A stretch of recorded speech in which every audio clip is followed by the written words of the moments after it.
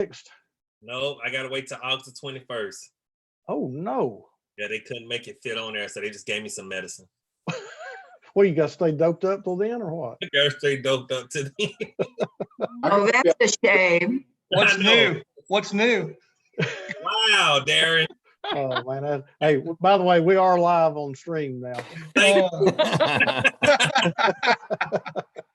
We need a leg laugh every now and then. I know, and Anthony's on drugs. I hope you all got that. But other than that, Could you repeat that during our meeting for Sarah Grace Taylor? Say something, Ken, please. I'm without on that one. Okay. Hey, Chair, I'm gonna have Alexis Gilbert to say the prayer tonight. Okay. All right. Miss Lydia, we'll look for her. I am writing it down right now. Thank you. Does Lydia, is she hosting? Does she have the She does. stick? She's got the power. Okay. Well, I have 3:30, Miss Lydia. Let's go ahead and start it up. We're live. Okay. Good afternoon, ladies and gentlemen. Welcome to our Tuesday, August the 11th agenda session. I now call this meeting to order. Could I have approval of the minutes, please? So moved. All right. With no objections, the minutes will stand as recorded. Last week, we did go over all of the ordinances on first reading under planning. Is there any questions or comments that we need to make before we move on under planning items? Okay, I see no hands. Under resolutions, Madam Clerk, would you read 7A, please? A resolution acknowledging the accomplishments of the Chattanooga Police Department in conducting a comparison of its adopted policies with hashtag 8Can'tWait principles and the recent amendments by the Chief of Police concerning officer duty to intervene, stop, and report other members of the department if they are observed to commit an unlawful or improper act in the course of their duties as police officers. Okay, our vice chair did have this in committee, I believe it was 2 weeks ago, That is correct. vice chair, and went over that. I think we covered it pretty thoroughly. Do we have any questions or comments at this time? Okay. All right, I see no hands. Madam Clerk, 7B, please. Mr. Chairman, did you want me to read the rescinded version or the alternate version of 7B? Well, They're the Mr. Attorney, I think they read the same, but let's for this sake, just read the alternate version. Yes, sir. A resolution authorizing the mayor to enter into a lease agreement with Irwin Marine Riverfront LLC in substantially the form attached for the lease and management of the Ross's Landing Marina properties as defined in the lease agreement for a term of 10 years with the option to renew for 2 additional terms of 5 years each, with rent at a sum equal to a percentage of the annual gross revenue of tenant made from or upon the premises at a rent factor of 3.5%. 3.5% of gross revenue derived from the premises. Councilman Ledford. Thank you, Mr. Chairman. I have a question for the city attorney. Yes, sir. Hey, Phil, the crux of, I guess, the conversation we've had about this was the time of the 10 years with the 2 renewals of 5. And it seems that where this has came about for me was in the length of time. Previously, it was a 5-year contract, and that seems normal. So the question I'm going to ask you next is just a simple one. In our city code, section 2542, paragraph 5, are we adhering to that paragraph, which refers to such contracts must contain a provision giving the city the right of cancellation at any time with no more than 1 year's notice? And then it goes on to say, no such contract may be let for periods of time in excess of 60 months. And that's where some of my concerns were coming in on the length of time that was assigned to this contract initially. Has nothing to do with the vendor. I want to make that perfectly clear. It's our purchasing process. Yes, sir.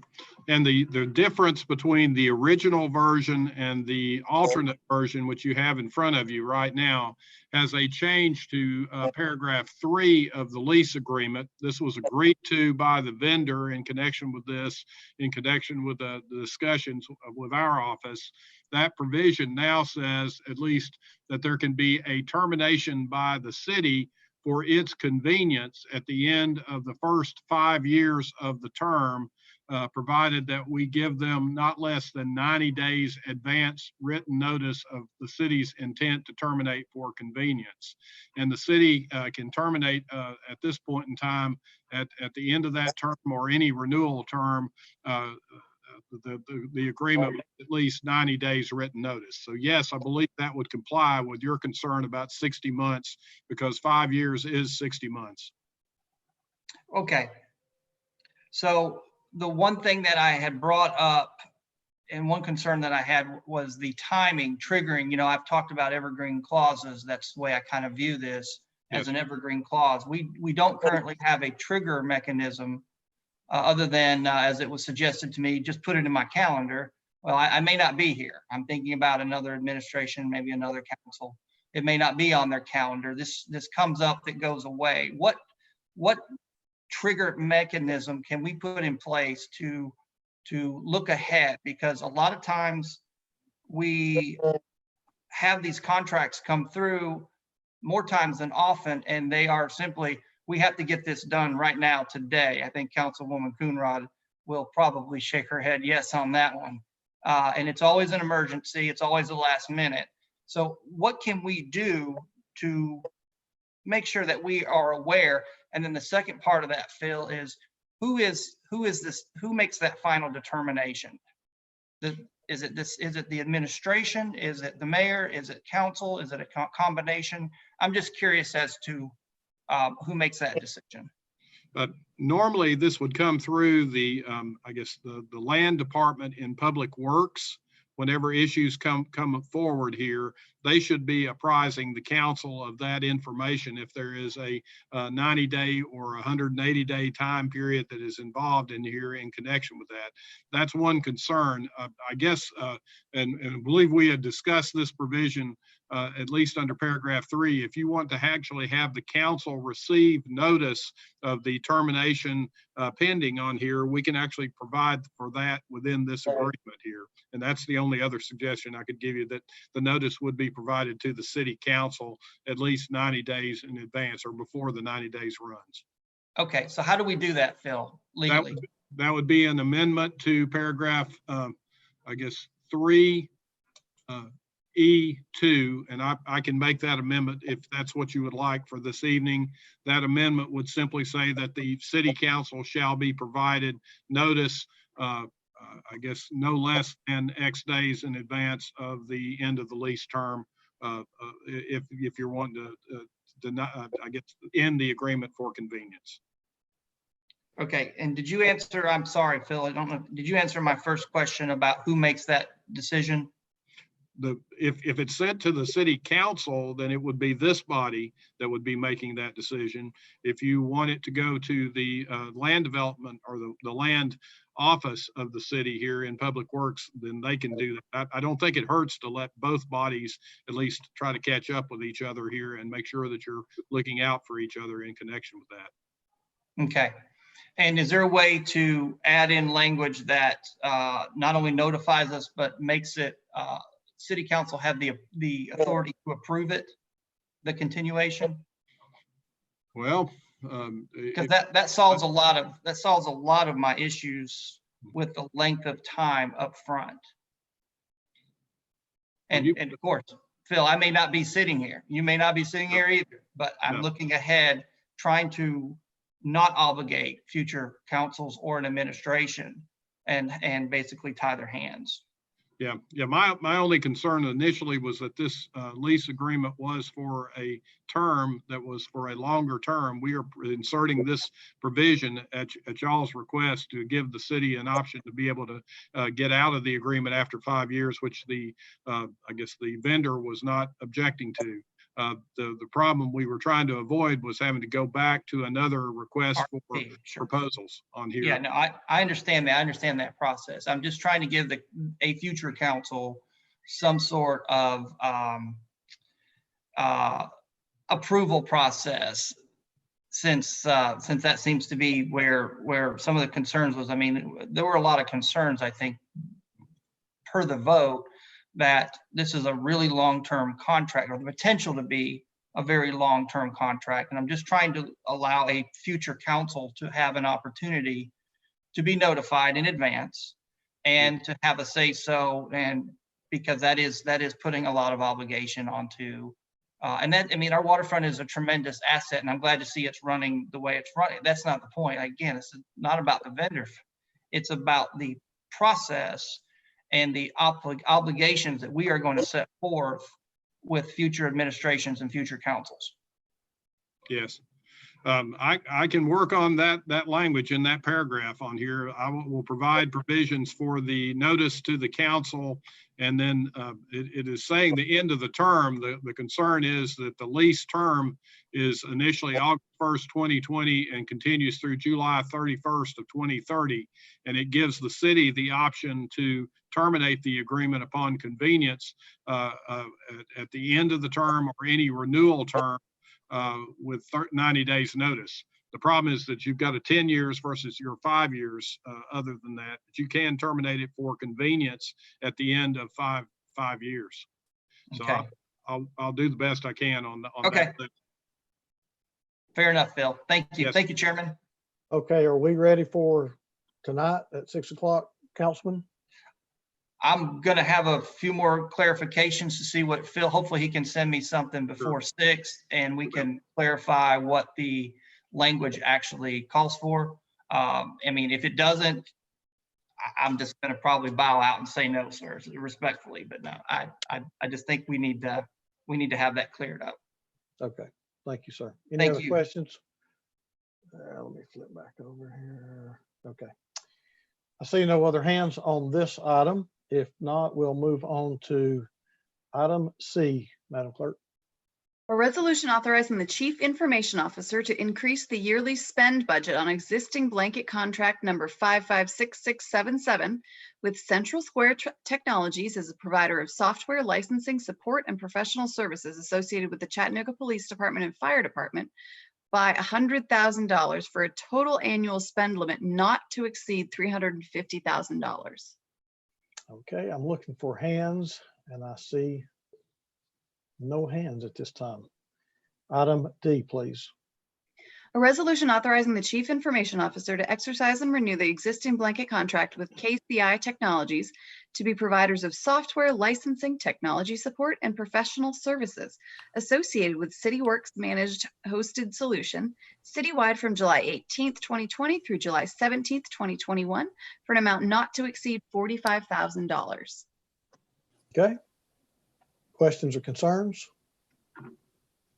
If not, we'll roll right along. We did read E into the minutes last week. Have talked to several residents, and I will be voicing some concerns this evening under item E. Items F, G, and H, we went over last week during our Public Works Committee. Councilman Mitchell was not able to be with us this afternoon. Do we have any questions about these three items? Okay. Oh, Councilman Ledford. Thank you, Mr. Chairman. I just wanted to make a special note. I did talk to Mr. Holland. There's no need to jump on here. Get a little more clarification on item G. And I found that it was, because it has quite a number attached to it, and we didn't get into much discussion about it. But I found it it's part of the consent decree and monitoring the flow of waste and our capacity, and also used extremely important in maintaining the equipment for that. And we use that system in order to bill our outlying customers as well. So that's a very important part of the whole wastewater treatment process. I just wanted to make that point.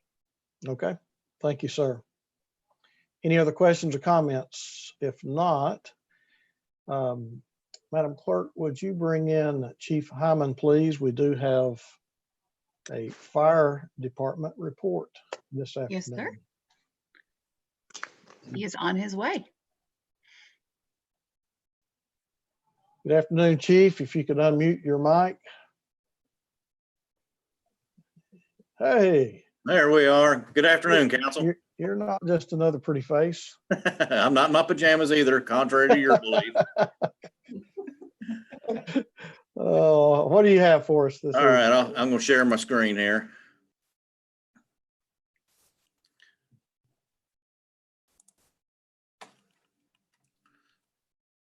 All right, can you see my screen? We can. Sir. Thank you. All right, I just want to talk briefly about some of the challenges that we've had during the pandemic. Obviously, every department has had some challenges, but some of the things that have affected us are some of our EMS calls and with regards to our protocol changes. I'll touch a little bit on that. Obviously, we had a massive tornado response. Some other concerns that we had were the Wilder Street Bridge closing. The state had changed the weight limits on that bridge, which affects our response for Station 10 and Station 4.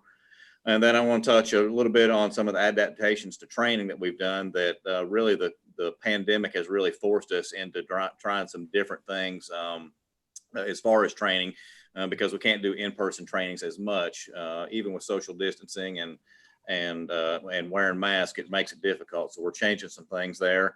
Some adaptations to some of our protocols and then some of our staffing issues.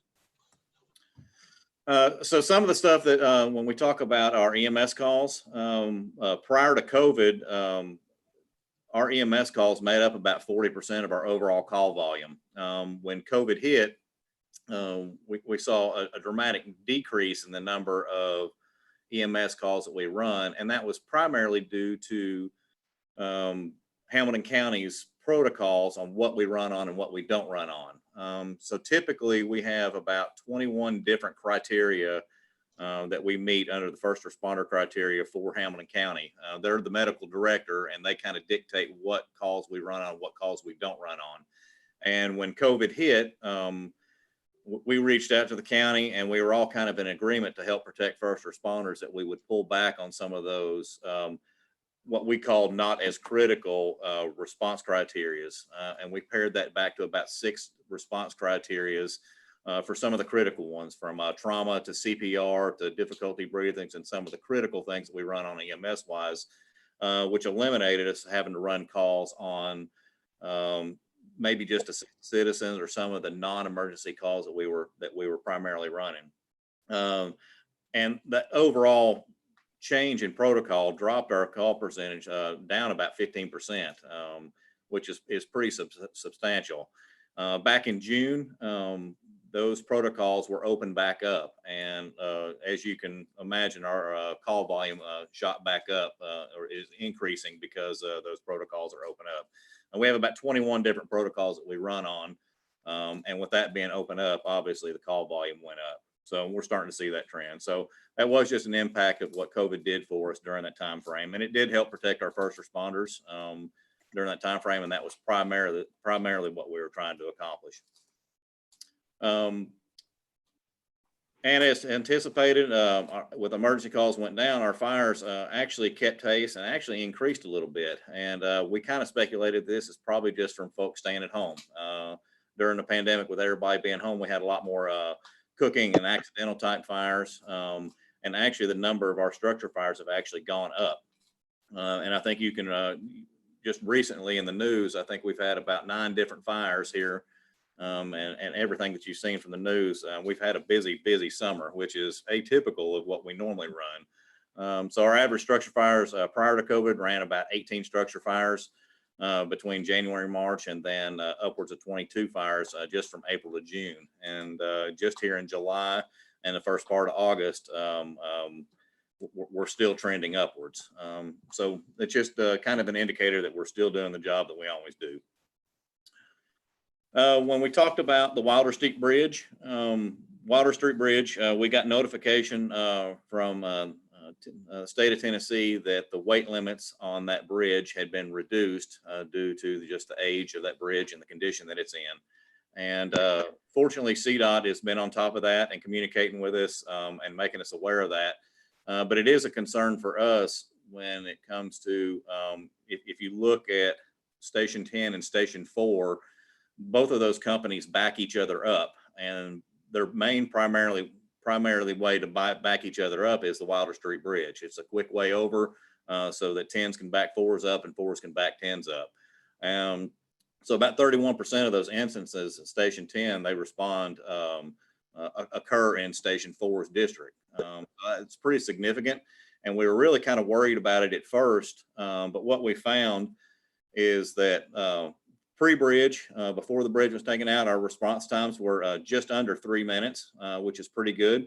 And response times for engine 4 coming back over and Quint 10 going over were still right around that 3 minute mark, which I think is pretty impressive. But post-bridge, if you notice the number of all of our fire travels, it went up just slightly, just a little over 3 minutes. And we really thought that it was going to be extremely more than that. But fortunately, we're able to use Wilcox. And as you know, with the lower traffic volumes on Amnicola, that's actually helped our response times. But I just wanted to highlight this a little bit because one bad wreck on Wilcox could really affect our response time through each of those districts. With volume being down on Amnicola, that's helping, but I'm anticipating that once school starts and Amnicola gets more busy than it is now, that could cause a little bit of problem, but it's just something that we're watching and trying to maintain. So we try to keep those response times low. Moving on to our training division, before COVID, all of our classes were pretty much taught in the seats. We would bring, we had 18 weeks of classroom training, about 40 hours a week for our state in-service. We would put 20 to 25 students in the seats those various weeks. Which ended up meaning about 10 to 12 operational personnel pulled out from the apparatus on each shift. So it does affect staffing that way, but we were able to pull it off pre-COVID. Some of our traditional fire courses that we teach are the Fire Instructor 1, and it just kind of gives a list of what all classes that we do. And even when we teach those traditional fire classes, that's in addition to the annual in-service. So our training classes are staffing heavy. So because of COVID, it's required us to adapt a little bit. Fortunately, last year we were able to purchase Target Solutions, which is a learning platform and a training records management system.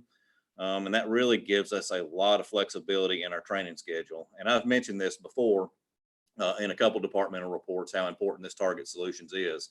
And had we have not had this prior to COVID, we would have been in bad shape when it comes to the training platforms. So we're fortunate to have this, and it's actually given us some flexibility. So it allows a lot of the training to be done online throughout the year. And we've also taken some of our annual in-service. We can have up to 20 hours of online training just for state in-service. So we've really kind of changed the platform of that.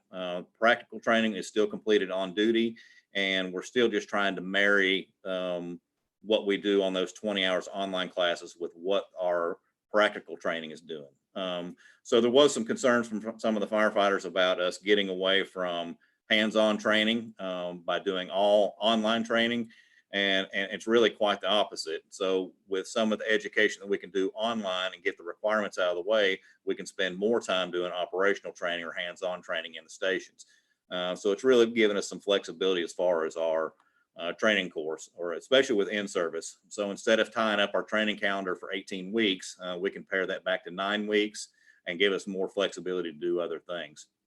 All of our traditional fire courses that I mentioned earlier all have an online piece with them now that really reduces the amount of time that folks have to be in seats. And I think it's really helped us as far as flexibility in the whole great scheme of things, especially during the COVID world. Lastly, talking about operations, I wanted to talk briefly about staffing. Obviously, we've had some COVID challenges when it comes to staffing. We've had 16 individuals that have tested positive through our department and about 80 firefighters that have either been exposed or tested. So you can imagine that's been a pretty substantial hit to us. And it just it seems like every week we have another individual test positive. But most are back in work. We've only had a couple hospitalized that were severe, but they recovered quickly and got back to work. And we also still have our IOD folks, light duty folks, or our leave without pay folks that are not COVID related, and that averages around 20 individuals. So those guys that hurt their back, hurt their knee, have some kind of personal injury, or off because of or on LWOP for some disciplinary issue. So that runs around 20 people. And we're also down about 28 positions. Well, we are down 28 positions of just vacant firefighters. So all that coupled together really kind of affects our overall staffing. So the top of the slide there, I talk about fully staffed. That's 130 ops personnel per each shift. So to get us at full staffing, which is 5 firefighters per apparatus. Normal staff is around 104, which gives us 4 per apparatus. And then a minimum staff is where we've been hovering at here for the last good 3 or 4 months at that 78 ops personnel. That's just 3 per apparatus. So just kind of relating, if we make a rescue, just common sense will tell you if we're pulling someone out of a building in a fire, it's much easier to do it with 5 than it is with 3. It's just a common sense thing. So staffing is an issue for us, and it's just something that we're having to pay attention to. We're at that threshold now where we're really having to pay attention to it, and canceling days off and just really trying to staff those trucks, because the last thing we want is to have to put a truck out of service because we can't staff it. And those are just some of the challenges that we're really focusing on staffing. And that's our council report. So I'll take any questions at this point. Chief, if you don't mind, let's take down the screen. That way we can get back. There we go. Councilman Ledford, is that a new hand, sir? Yes, sir, if you don't mind. Sure. Hey, Chief. Yes, sir. So I've been really interested in obviously public service and its effects via COVID. So I appreciate you coming on and talking to us about this. There's a lot of what I call ancillary projects or programs that you all are doing pretty much, I guess, outside of the norm, public safety, education, whatnot.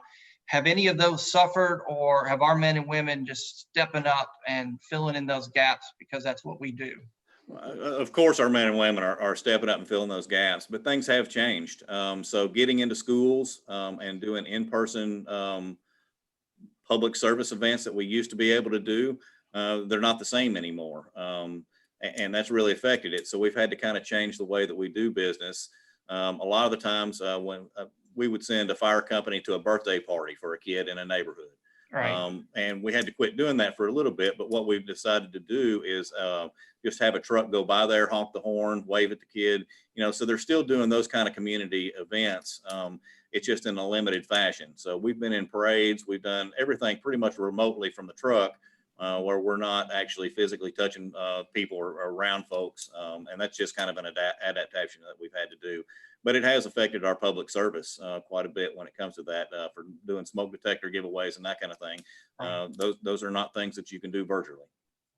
No. And so let me ask you this question too, because I've asked this of Chief Roddy as well, and that is, how's morale through the COVID experience? Morale is challenged. I will honestly say that folks are challenged right now. People are frustrated, not only from a budgetary standpoint, but from a tired of wearing a mask standpoint. Everybody, I think everybody in this country is over the whole COVID crisis anyway, and are ready for things to get back to normal. But it does pose some staffing challenges for us. And when we have staffing challenges, that obviously affects morale. And we've had to pull back on some of the training events that we've done and change the way that we do training, and that's affected morale as well. So at the end of the day, I can say morale is okay, but at the end of the day, our folks will step up and do what it takes regardless of what their morale is, because their passion is this job. And when we get called to service, that's what we're going to do. And there's no doubt that will happen, Chief. That's been tested time and time again, and your department and our police department have always come through for us. So tell them, everybody, each firefighter for me personally, and I guess I'll echo the entire council, to hang in there. We got their backs and we support them. We love them, and we appreciate our fire department, because I know that what they do for us, and I'm extremely proud to stand with you all. So thank you very much, and thanks for the report. Thank you, Chairman. Appreciate Yes, it. sir. Vice Chair Smith. Mr. Chair, hey, Chief. Yes, sir. I bet you guys really enjoy listening to people complain about how hot it is to wear those masks right about now. Oh, Yeah, So we can listen, get a on the- demonstration. Yeah, on the staffing piece, where it was, you were expressing, 130 is where we want to be. We have 28 vacancies, and then we've got people out either on IOD or COVID, some other kind of health related. So because of all of those, we're down at the minimal. Correct. And as far as the 28 that we actually don't have those positions filled, I'm assuming we're not. I shouldn't assume, I guess. Are we looking at academies to fill those positions at this point in time? Or is that something that COVID has also created a problem for us? That's an area that COVID has created a problem. We're looking at ways to be able to hire an academy, but again, with a flat budget, once again, because of COVID, it really puts a burden on our budget to be able to pull it off. So we're looking at ways to maybe pull it off if we can hire some folks with some experience. But again, we have to take a hard look at the budget and what it's going to be, not only right now, but over the next 3 or 4 months, if we're going to be able to pull something off or not. So it is a challenge for us.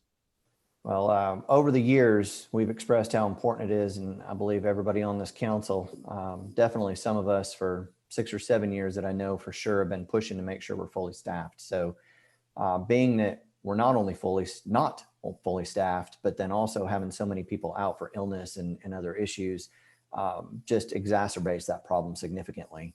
So Chief, as you're going through that, the longer you put off an academy, that much longer before we can fill positions and that much more attrition and everything else. So the problem just continues to get worse and worse. So putting it off, I don't think is the right answer at all. So if there's anything else, anything that I can do, and I hope my colleagues are willing to do to help you out and make sure that happens, please make sure to let us know, Chief, how we can help. Will do. Thank you. All right. Thank you. Thanks, Chairman. certainly. Councilwoman Coonrod. Thank you, Chair. Chief, gotta say, Station 15 is the best. We're trying to get them in a new station. So we're working hard to get that new station going. Me too. Yeah, I just stopped by there to speak to them and encourage them earlier today. But I gotta agree with my colleague, with Vice Chairman, is the people, we need to hire more people, right? And I know right now with the flat budget, it's decisions that's gotta be made, but I heard you say that maybe you can look for people that's already got the experience. So have we reached out to like the volunteer fire departments that's, they have experience already? We're working through that process, and I will probably open it up here in the next few weeks to see what we have out there, just to see what's available. What we would have to have are individuals that have their firefighter 1, firefighter 2, and possibly their medical certifications already. So those are just some ways that we've been looking at it. I can actually probably cut down the length of academy. Typically our academies run about 6 months, but if I can hire individuals with experience, I might be able to cut that down to nearly 10 weeks or less. So, and that puts bodies in the seats, and that's what I'm trying to do. But I don't know how many of those individuals are out there until we put the application period out there. We'll see what we get, and then we can make an adjustment from there. And then the only thing else that I would say is that, of course, we know that a lot of Black people aren't volunteering to be firefighters.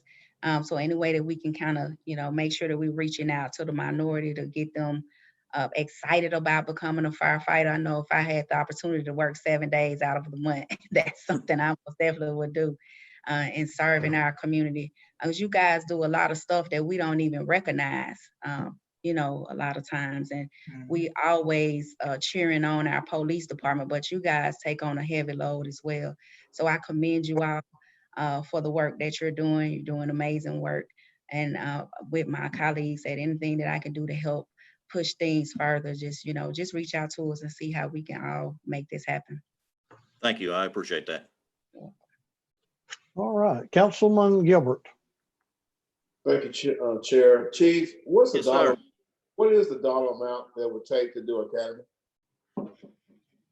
If we do a 30-person academy, we're looking at what, around 2 million? Not quite 2 million, but 1.8 million, I think, is about where we're at for academy of 30. Okay. Thank you, sir. Oh, All right, any other questions? Chief, great job, and I think all of the council was hitting on, and I think Councilman Gilbert asked the $2 million question is what the dollar amount that it's going to take. I guess the next question, if we have the dollars, can we do the class? if we have the dollars, yes, we could do the class. Okay, all right. Let me ask you this. What's the protocol for coming back after you've tested positive for COVID? So our folks, we test if they do test positive, we'll keep them off for the emergency sick leave period of time. We'll keep them quarantined for 14 days and then we'll bring them back. And we may bring them back sooner if they have no symptoms and have been symptom free for 72 hours, I believe is what it is. Okay, so no retesting or anything like that, just symptom free or 14 days. Correct. And we're under a mask protocol for all the firefighters anyway. So they're supposed to be wearing their masks anyway. And that really helps cut down on transmission as well.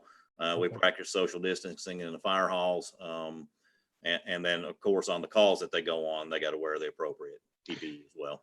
Let me ask you one other thing. It's policy, and we hit a little bit on the fact that we're understaffed and many of our fire halls right now are just staffed with three people, and that's the minimum that you can roll a truck.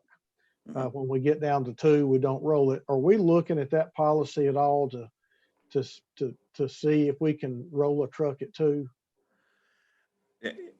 I think when it comes to firefighter safety, I think doing anything below 3 poses an extreme danger to the firefighters and to the public that we serve.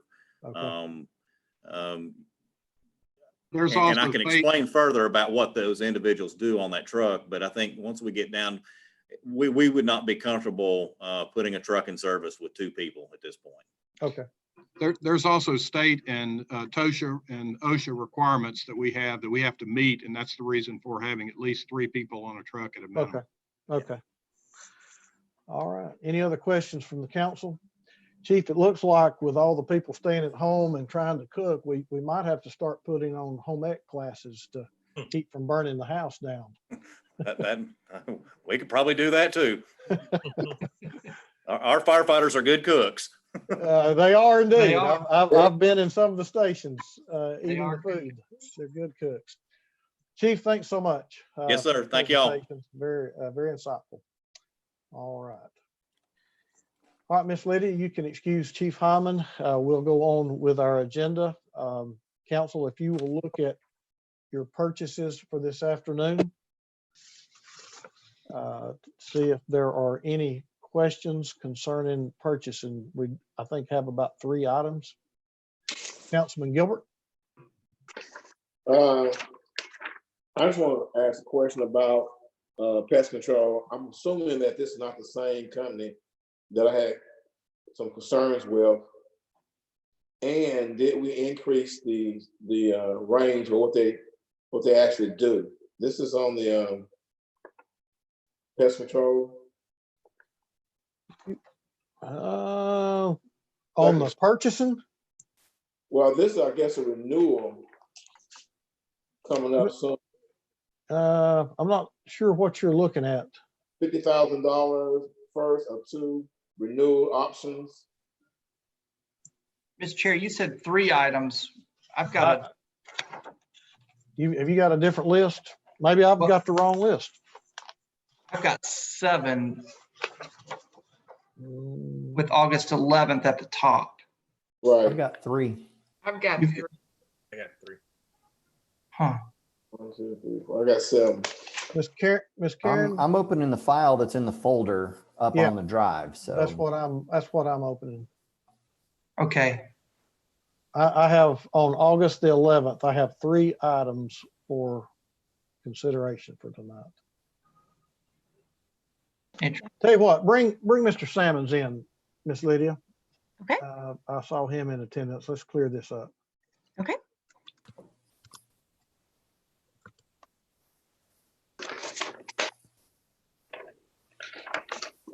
And by the way, it's his birthday. Hey, Good. Happy birthday. Birthday Oh, no. to Oh, you. y'all are awful. Oh, it Mr. gets worse. Salmons, It gets worse. Happy Please don't make birthday, it worse. Tony. Thank you so much. I appreciate that. a question.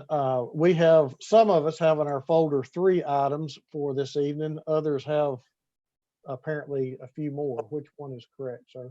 The new purchases for this evening, there are only 3 items for your vote tonight. There are 4 items that are listed on the second tab, which are renewals that aren't requiring a vote. Okay. Okay. Hey, Tony, Could you answer Councilman Gilbert's question about the pest control? On the, I do not believe that is the same vendor that we had before. I can confirm that and get back with you. hey, Tony, can you find out, did we increase the services? Because I think at one time, it was on delay because we wanted to add to the service. And I think it was dealing with the wastewater treatment plant. That was a different, I think that was a different contract. But I'll double check on this for you. Okay, so you said different contract, different company? Different company and different contract.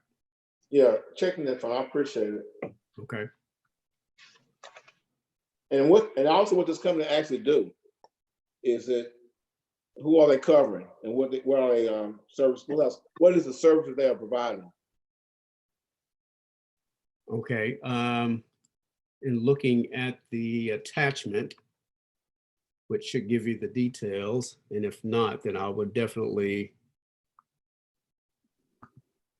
provide that as well. This particular contract, which is attached, lists the items such as fogging services. There's also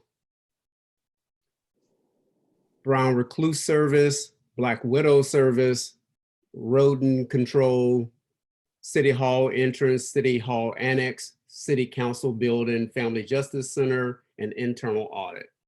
That is what this contract covers.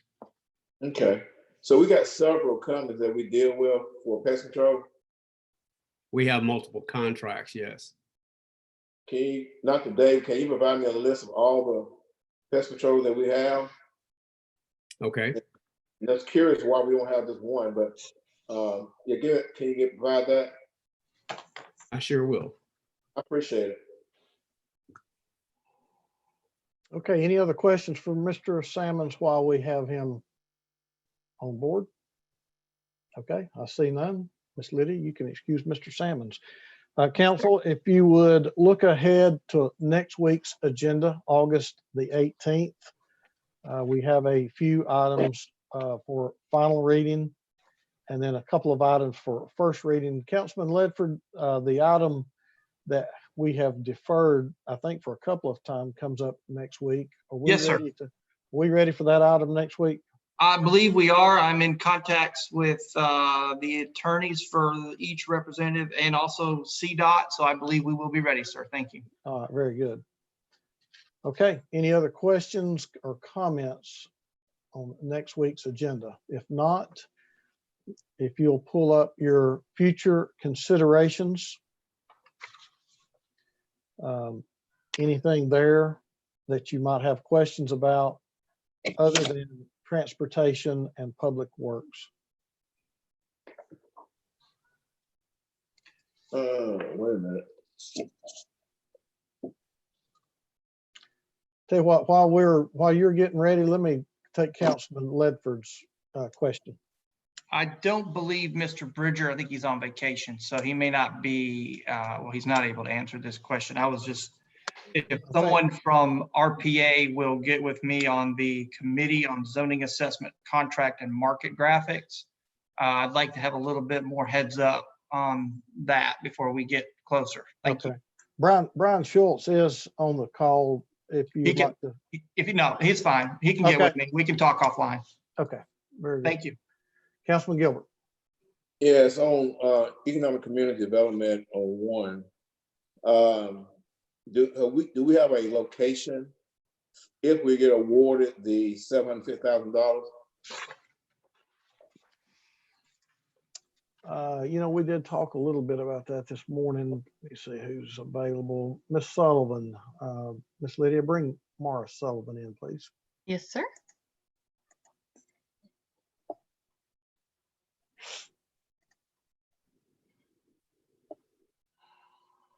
Good afternoon, Miss Sullivan. Good afternoon, Council. How are you today? We're good. Good. I am masked because I am joined by the one and only Ariel. Oh, hi, hi, Ariel. Hey. What's- Uh-oh, you She froze on Ariel. froze up on us.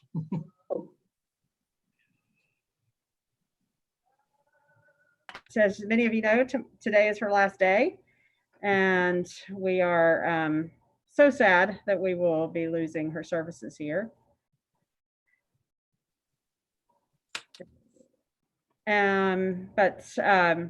Just wanted to thank you for letting me chime in about the grant, Councilman Gilbert. The Blue Cross Blue Shield grant is due, has a short timeline. It's due at the beginning of September. So we've got it on y'all's look ahead so that we can get it on agenda. We are still meeting internally and with some community groups as to what our application will be. But we are looking at some possibilities, including replacement playground equipment at Carver, replacement playground equipment at St. Elmo, and trying to give a boost and additional funding to the inclusive playground at Heritage Park as possible, at Jack Benson Heritage Park as possible grant opportunities for this. So those are some that we have been looking at internally as a planning group, and we're still doing that as we speak. Thank you. Yes, sir. All right, any other questions? Councilman Ledford, is that an old hand or new hand? It's a new hand. I just wanted to say that North Carolina is getting a tremendous asset, and Ariel, we wish her very well, her and her family, on their new adventure. Ariel, it's been a pleasure to work with you. Same. Thank you. Best of luck. Absolutely. Thank you. Okay, all right, Miss Lydia. If there's no other questions for Miss Sullivan, you can excuse her. Yes, sir. And I'm going to flip back to my agenda. I think that covers all the items on our agenda this evening. And if there are no other questions or concerns that need to come before the council at this time, I will turn Ms. Coonrod. Thank you. Yeah, I was waiting on you to ask us if we have any other questions. And there it is. Yes. Well, I have a concern. We rolled out the Area 3 plan, and we approved it, but I'm concerned about the zoning, because a lot of the areas that we have in that plan, like it's not zoned already to be that. So I wanted to know if it was something that we could put in place. Could we do a zoning study so the areas within the Area 3 plan can be zoned for what the plan is calling for? Because right now it's just a plan, and somebody go get some, may purchase some property that's zoned for manufacturing in the area. And if the plan is saying we don't want that to be manufacturing, well, it's already zoned for that. So can we get a request a zoning study? Can we put a moratorium on it? Can we, just want to make sure that we put in safeguards in place for the community since we've just rolled out this plan? Let me suggest that you get with Mr. Bridger when he gets back from vacation and y'all discuss that. Let him explain some of the nuances of those requests, if you don't mind to do that. I will. Thank you. Okay, all right. And I'll be glad to jump in with you, Councilwoman, to help out. Thanks. Okay, anything else that needs to come before the council? Okay, if not, I will turn the chair over to Councilman Anthony Byrd, our Public Safety Chair, and let him take it away. Thank you, Chair, and welcome to the Public Safety Committee meeting for August the 11th. May I have a minute approval of the minutes? Second. Second. Thank you, thank you, thank you. Being that we are going through some strenuous times in our city, I've gotten several phone calls in different neighborhoods when it came to parking and signage, especially in our public housing sites and privately owned sites that have multiple families living there. We've been having some issues with parking and signage and things of that nature. And so I wanted to ask Chief Hyman, if he's there, if we can bring him up to explain to us how this is looking and what actual authority do we have to push forward some new plans or some things to help out, especially in these public housing sites. Hello again, council. Hey, how you doing, Chief? Good, how are you? Pretty good, sir. I know that the public housing, parking and traffic is always an issue for us. And when cars are double parked, our apparatus aren't small. It can be extremely challenging getting them through some of those areas for emergency response, whether it's a fire or a medical call or just assist a citizen. But we do run into these problems consistently throughout the city, particularly in these homes where it really makes it difficult for us to get our trucks in there.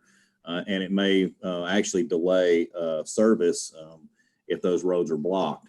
So you can imagine if we're having to lay a line from a fire hydrant to get to a building to provide water supply and water protection for fire suppression, and we can't get there because cars are parking away, it obviously hinders our ability to do that. And we had to go to plan B, plan C to make that happen. So it does pose a challenge for us.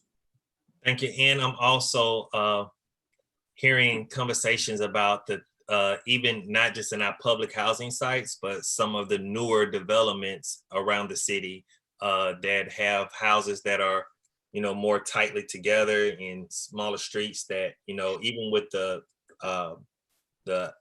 garbage pickup, you know, a lot of them are having problems with getting through, or even the community just making it to their home. Is there any type of plan or things we can roll out to make sure that we address or see some type of action plan? I know probably will come with you. I know you guys can't write tickets, but some type of action plan to where we partner with the police department, so that if not ticketing or towing these cars, or, you know, opening up these areas, and do we have anything in plan for that, or do we have anything that we can work on? Well, we'd have to work with the housing authority to be able to pull that off for those areas. But some of the other areas that have been developed, just through coding, we've been able to at least keep the streets at a certain width. But that's obviously not effective when people park on it either. So we do need to do a better job and really partner with CPD and partner with CDOT too, with future developments to make sure that we're not squeezing these roads so tight that it makes it impassable. Because it does pose a challenge for us. It does tremendously. I don't see any questions from anyone at this time. Okay. Councilman Chip Henderson. Thank you, Chairman. Chief, if we have some trouble areas or areas that we know are, I guess, continually problems, could we partner with CDOT to go out and put striping on these areas, maybe to make it more apparent that we need to keep the road clear? I think that's a good idea. I know that we have, CDOT has put signage out in the past to help with that in some of those troubled spots. When the firefighters report back to us that, hey, we're having trouble getting in this spot, we will reach out to CDOT to see if there are signs there in that. But again, I think we just need to continue pushing. Well, I think think that's a good idea. I think more than signs, sometimes people pay attention more to striping on the road than they do signs. Okay. You know, it feels a little uncomfortable parked in a hatched out area opposed to just a sign that's, you know, hanging over your head. So maybe we need to reach out and partner with CDOT and see if we can't get maybe in particular, like I say, some trouble areas that we know that we have continual problems with. Understood. Thank you, sir. Yes, sir. Thank you, Chair. Councilman Gilbert.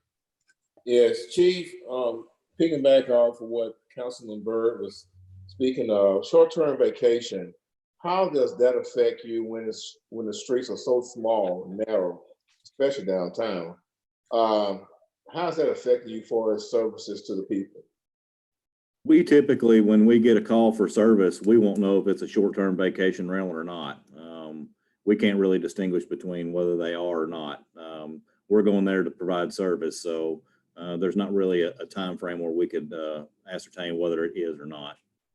Well, the question is not necessarily short, like you just said, not short-term versus whatever, but if cars are in the streets, a numerous amount of cars, does that cause an issue?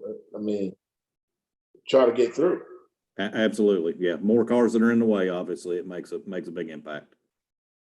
So should we look into, when we do some of the short-term vacation, should we actually look at the roads itself to make sure, ensure that we don't have a lot of parking on the side of the road, so that if in case someone does have a fire, which I hope they never will, but if they do, that you're able to get to it. In other words, either they park on one side of the road or just don't park on both sides so that you can get through that area.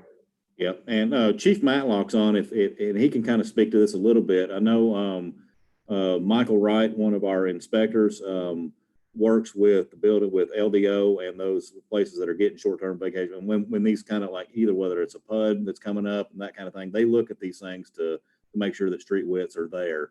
But we could probably do a little bit better job on the short-term vacation rentals and looking at traffic and number of cars that are parked there. All right, I appreciate it, sir. Yes, sir. Thank you, Councilman Gilbert. Chief Hyman, what I would like to see, and instead of just talking about it, I kind of want to be about it. With CDOT, fire, and police, if we could come up with some type of plan to go in and look at the signage that's in, especially our public housing community, look at the diagrams when it comes to parking and how cars and our garbage trucks, our fire trucks, and EMS trucks can get through.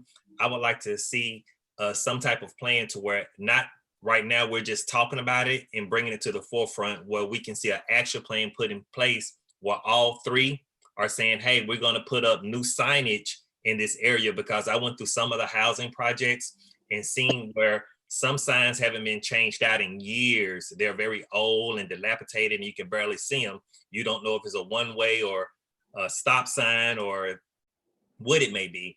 And then when I seen a lot of cars, a lot of the community members expressed to me the cars that are parked where the yellow striping is on the curve, no one ever comes to ticket or let the people know to move. So it just becomes a way of life.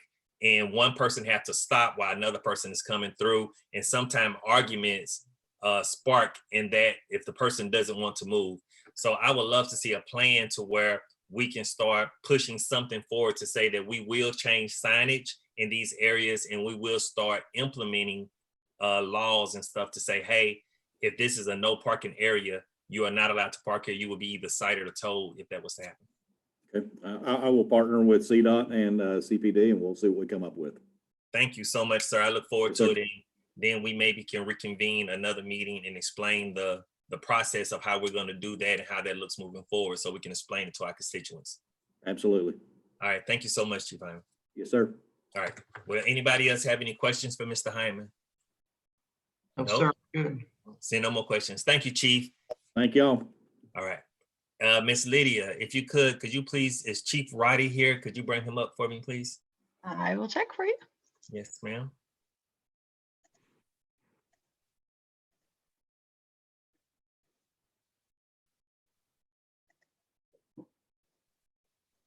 He is on his way.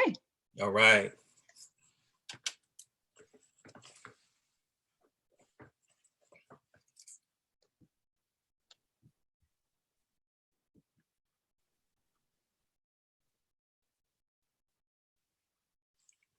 Hello, Chief.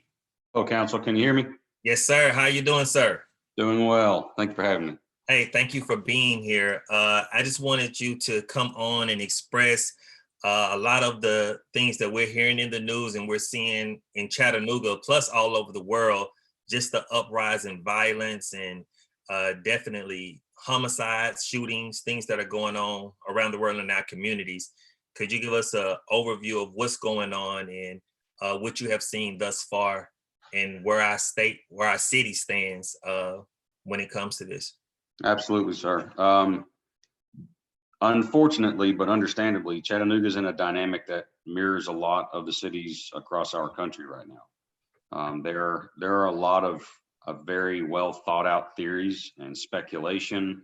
I could go into those if you wish me to, but it's also very early in this dynamic to figure out data-wise why our country and why our communities across this country are acting and reacting the way they are. And some of those actions and reactions are, they're based in violence, unfortunately.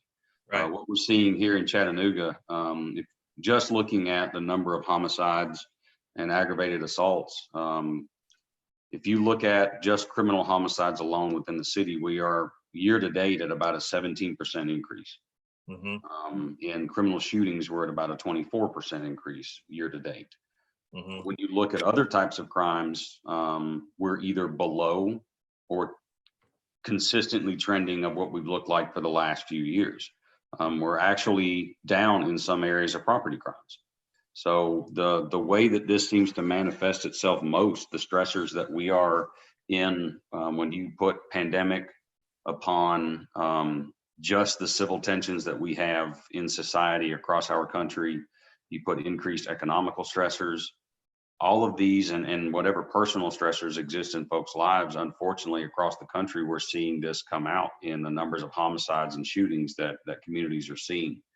I'm looking at a sheet in front of me, and I won't go into naming cities, but cities of our size or larger, I'm seeing homicides year to date go from 53 to 75, 127 to 159, 24 up to 42, 22 up to 40 year to date. Some of these cities are seeing almost 50% increases in their homicides and shooting rates. And I don't say that to say we're doing better than them and it's not something that we shouldn't be paying attention to, because we are, but it's understanding just the dynamics of what is going on in our cities and encouraging everyone to step into lanes where they can and have conversations to be a calming presence. We've looked at some of the theories relative to why violence seems to be spiking across our country, and they vary across the board. Everything from just the effects of the pandemic and just how social systems have changed, the stress of stay-at-home orders or the economic impact of that, up to there being more guns that lead to more gun violence. And we paid particular attention to that to see what does our firearm seizure look like in Chattanooga currently? Are we seizing more or less firearms? And actually year to date in 2020, we're trending right at where we were in both 18 and 19 almost.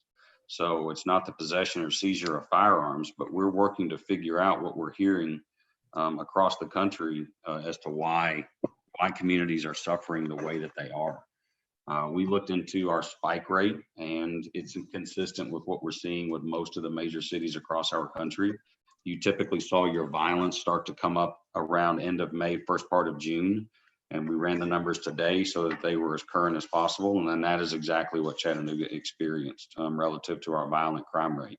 We started to see an increase towards the end of May, stayed consistent in June, and it stayed consistent in July as well.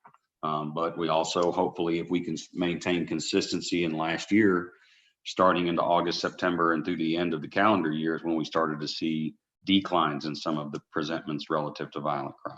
So these are just some of the numbers that we are paying attention to. We're getting in front of it. We are obviously, and I heard you talk to Chief Hyman a moment ago about just trying to work through with what a COVID impacted budget looks like in FY21. Probably one of the bigger areas that we are going to see some of our responsiveness change, hopefully not reduce, but change, is how we use special details and overtime details to address spikes in violence and crime relative to either individuals that are driving violence or locations that are being overly victimized as a result of individuals' actions. We're working to find overtime sources outside of city budget. And by that, I mean some federal overtime or state overtime programs to help us be able to react to what our community is seeing. And we're being very deliberate on how we put that forward. So that's a cursory overview, Councilman, of just what we're seeing in Chattanooga relative to our numbers, but also what we're seeing as a country dynamic right now as well, sir. Thank you, Chief. Let me stop for a second. Do anyone have any questions for Chief Roddy at this time? Okay, seeing no questions. One thing that I'm seeing, Chief Roddy, is that especially in District 8, our babies are getting killed at an alarming rate. Kids are getting shot and no one is saying anything. No one knows who killed this person. And the only thing that I think that we have to find or have some type of sense of direction to who did it is the surveillance cameras and things that are up. And I hear different groups and organizations say, no more cameras, get rid of the cameras. Then when I hear you say special detail or overtime, you hear those things as well. How's the morale of the police department when they are trying to figure these crimes out, trying to work with communities, trying to get things done? Chattanooga is not in the position of some of these other major cities that we see some of the police and crime that goes on to constituents, you know? Chattanooga is in a different place. I say all the time, let's not copy off other people's paperwork. Chattanooga is Chattanooga, and let's deal with Chattanooga as a whole. But how do our officers feel with the spike in crime, especially with people saying to defund and take money away to even help with these special details or overtime? I'll move through the different layers of the question, and if I get sideways, please put me back towards center, Councilman. Relative to the cameras themselves, we moved one of our cameras not too long ago, based off of some different data, and the neighborhood that we were moving it out of, we had pleas from the community members in there, please do not take that camera. Now, we only moved it just a few blocks down because that street in and of it was facing some increased violence and some increased activity that was concerning to the community members farther down on the street. So we moved it around. We left our trailer in place just to make sure that we didn't have an immediate displacement. And we've seen a significant reduction in the violence in that area. We went and put another camera up in a place and received thanks for that camera. Yes. There are very few neighborhoods that I go into where people say they do not want the public safety cameras. I think I actually had a phone call. In fact, I know I had a phone call this morning from someone asking, how do I go about getting locations in my part of the city on the list for consideration for placement of future public safety cameras? So they are one of our best received and most effective tools that we have at the police department. Relative to the clearance rate in our homicide unit, we are still pushing above the national average on our clearance rates for homicides. That is not only indicative of how much we leverage technology to bring a suspect to justice, but also how much the community engages with our officers and our investigators to do just that as well. So that dynamic is still present. Some of the recent violence that we've had suspects in custody, sometimes within a matter of hours. So your investigators and officers are still working very hard, and the community is still engaging them in conversations to help us figure out who did what to who and how do we stop them from doing it again. Relative to the officers' morale, everybody has good days and bad. The thing that I encourage our officers to do is to just make sure that they focus on the dynamic of the individuals that want and need our help. We did have a shots fired incident not too long ago at a house. Fortunately, no one was hit, and our officers responded as they always do and started to collect crime gun evidence in the street. And as a result, I set up a lineup of officers. Okay, who lives in the house that caught some of the violence that night? And the officer responded with a 60-year-old woman and a 12-year-old child. Right. I said, you're exactly right. Nobody that needs to be shot at. Now, nobody should, but these individuals had nothing to do with the activity that led to possible violence outside their door. The thing that was helpful for me is that officer knew that. I didn't have to tell him that. Right. He cared enough to understand who was in that house. If your morale is low, or you're not focusing on your why, or you're not paying attention to a community that needs you and appreciates you, you're not going to take the time to understand and know that as well. So I take that as indicative of the fact that your police officers still care deeply. They are out there day doing exactly what they do every single day. They will have good days and they will have bad days. I guess the thing that gives us a little bit of solace is right now everybody's wearing a mask, so you can't see if we're smiling or frowning. But I promise you, we're going to still show up every time. There you go. Thank you, sir. Yes, sir. Do we have any questions at this time? No. Okay. I explained to Chief Hyman about some of the parking issues and some of the crimes that we're having where people are kind of getting into these arguments and communities are kind of getting in the uproar due to parking or just people coming through. And I asked them to get with you and CDOT to see if we can come up with a plan that we can present to the council and to our constituents on how we will try to get this under control to where we either are citing people that are parking illegally or towing cars or what that may look like. And he said he'll be in touch with you real soon about that, okay? Yes, sir. Okay, and right now I have a question from Councilwoman Coonrod. Councilwoman. Thank you, Chair. Don't really have any questions, Chief, but I just, I do have some concerns about the violence that's taking place, but I understand what the people are.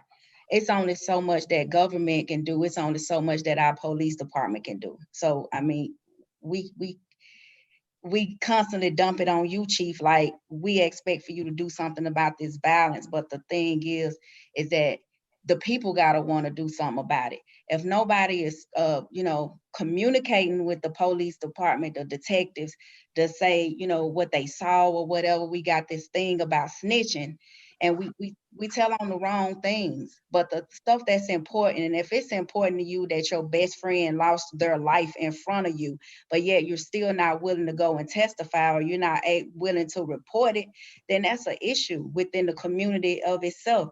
This beyond just black and white in our police department.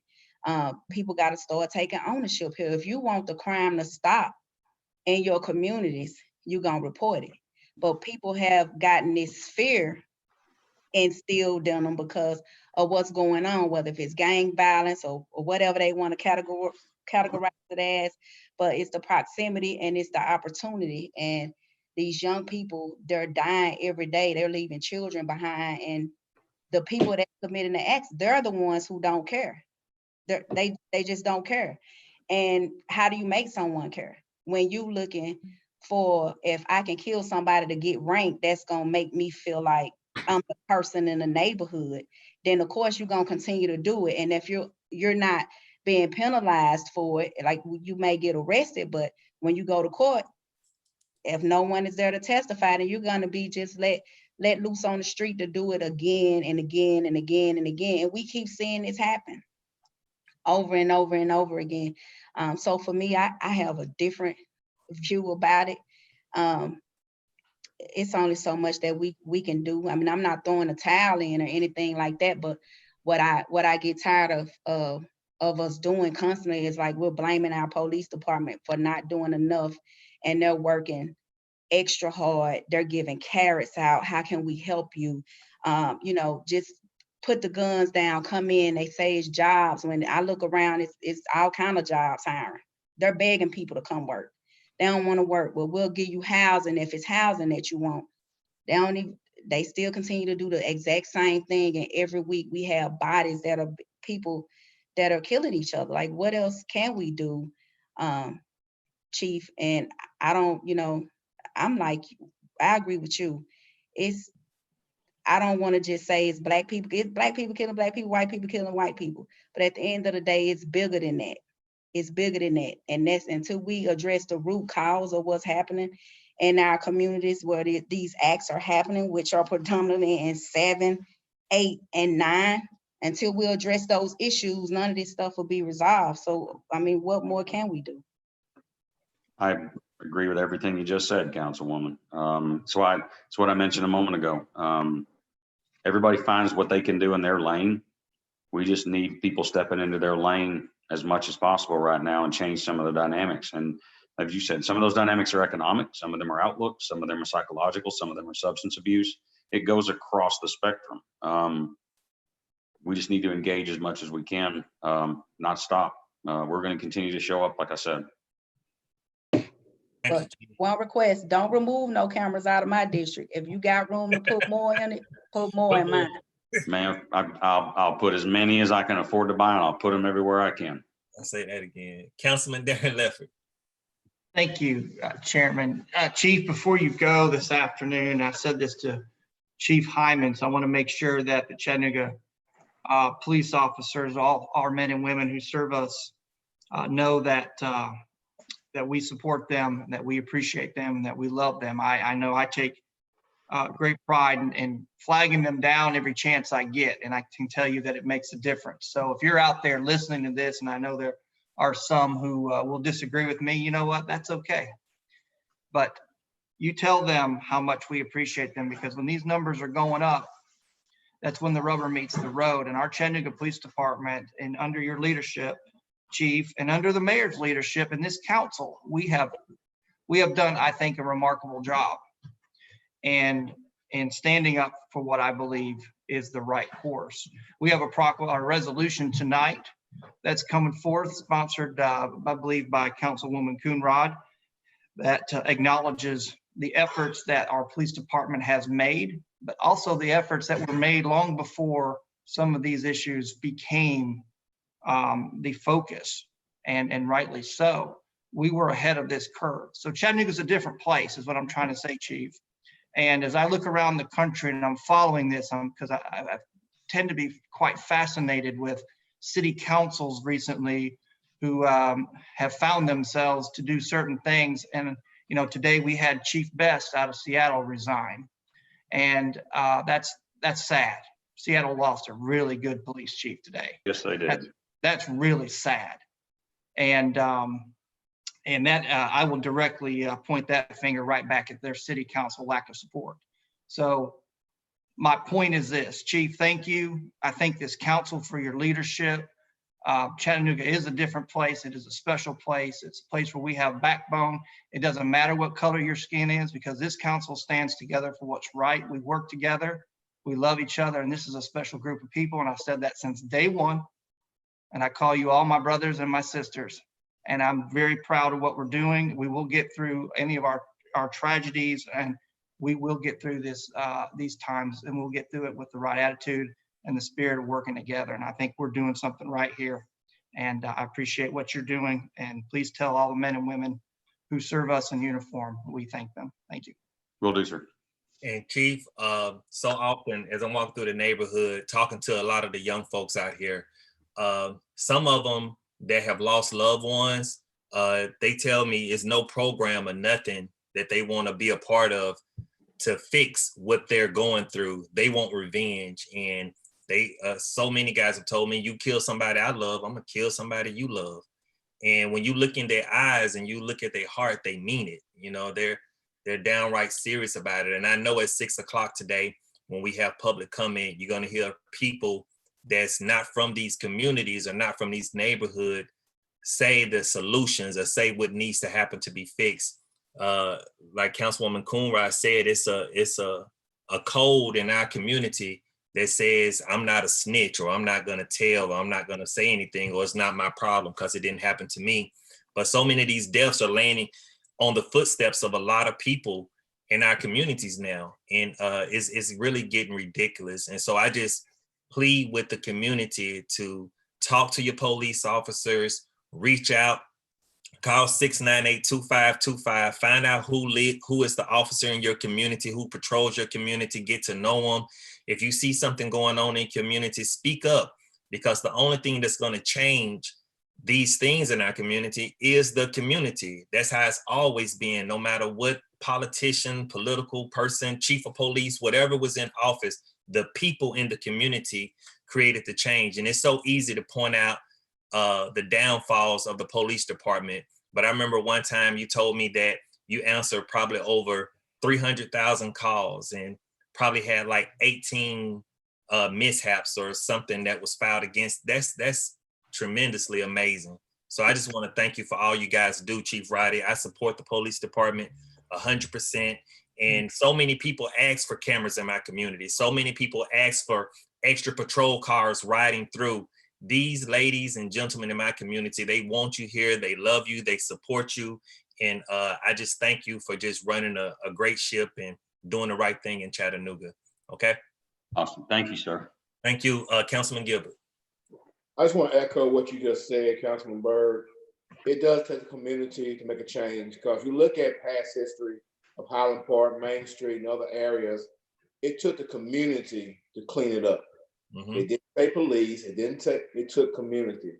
In order for us to change, we do have to come together and take community to make that change. They have to be willing to start speaking up, be willing to stand by each other to make things change. So I appreciate what you said, sir.